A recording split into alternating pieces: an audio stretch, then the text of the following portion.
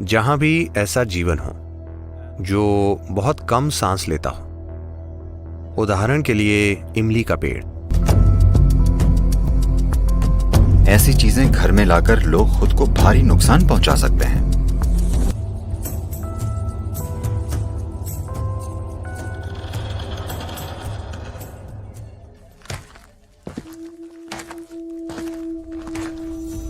ऐसे सैकड़ों लोग हैं जिन्हें लगता है कि उन पर भूतों का साया है। ऐसा एक विज्ञान है, कोई व्यक्ति किसी दूसरे को नुकसान पहुंचाने के लिए ऊर्जाओं का नकारात्मक रूप से इस्तेमाल कर सकता है।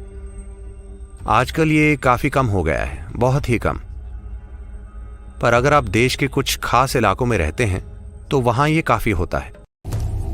जिस जीव का शरीर छूट चुका है उसका मन समझदार नहीं होता, वो अपनी आदतों के हिसाब से चलता है। उसका कर्मों वाला हिस्सा जो अभी विलीन नहीं हुआ है, वो एक तरह की आदत बनाएगा जो उस जीव को वैसी ही दिशा में ले जाएगी। वैसी दिशा का मतलब है जहां भी ऐसा जीवन हो जो बहुत कम सांस लेता हो, उदाहरण के लिए इमली का पेड़। अगर आप दूसरे पेड़ों को देखते हैं तो आप पाएंगे कि कई पक्षी रात में आराम करने के लिए वहां बैठे होंगे,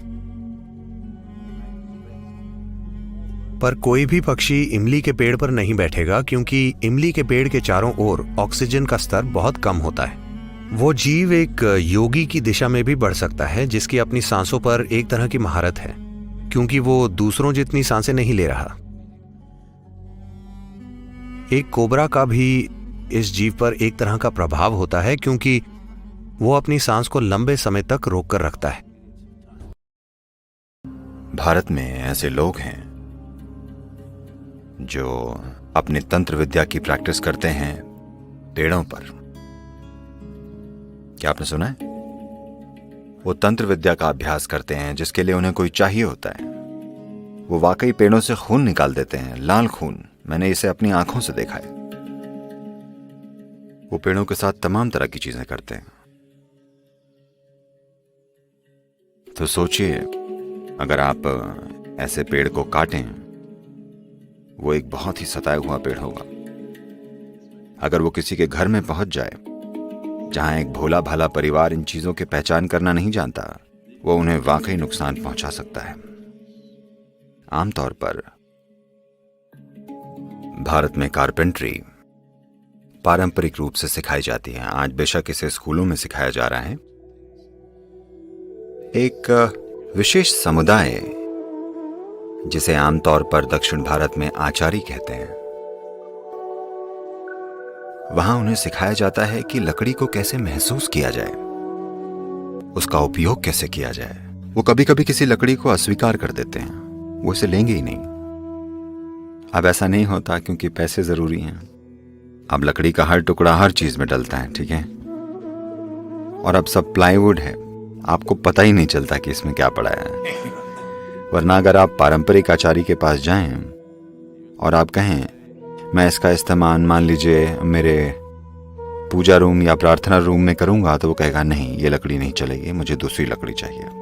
अगर कोई कहे इस लकड़ी से मैं बच्चे के लिए पालना बना रहा हूं, वो कहेगा नहीं, इस लकड़ी से बच्चे का सामान नहीं बनाऊंगा। इस तरह वो चुनते हैं। वो लकड़ी को महसूस करने में विशेषज्ञ बन जाते हैं। पर वो सब अब रहा नहीं। मैं कहूंगा कि 90% तक अब नहीं रहा, अफसोस। 20-30 साल पहले, करीब 30 साल पहले जब मैं कंस्ट्रक्शंस में था, तब ऐसा होता था। अब होता यह है कि सब काट कर पैक कर दिया जाता है, कोई परवाह नहीं करता। ये एक सूक्ष्म शक्ति है, पर कभी कभी ये शक्तिशाली होती है, वरना आमतौर पर सूक्ष्म ही होती है। दरअसल कई घरों में शायद महिलाएं, अगर महिलाएं वैसी ना हो, मैं शिकायत नहीं कर रहा हूं, पर अगर उनका ध्यान करियर पर ना हो और वो कोमल हो और घर को महसूस कर पाएं, अगर वैसी महिलाएं हों तो शायद उन्हें पता होगा कि कहाँ क्या रखना है। उन्हें सोचना भी नहीं पड़ेगा। असल में बिना तर्क से सोचे वो चीजें कुछ इस तरह से रख देंगी कि ये अच्छा महसूस हो कि ये घर में अशुभ शक्ति ना बने। मुझे यकीन है कई महिलाएं इन चीजों के प्रति संवेदनशील हैं, शायद वे इस बारे में सचेत ना हों।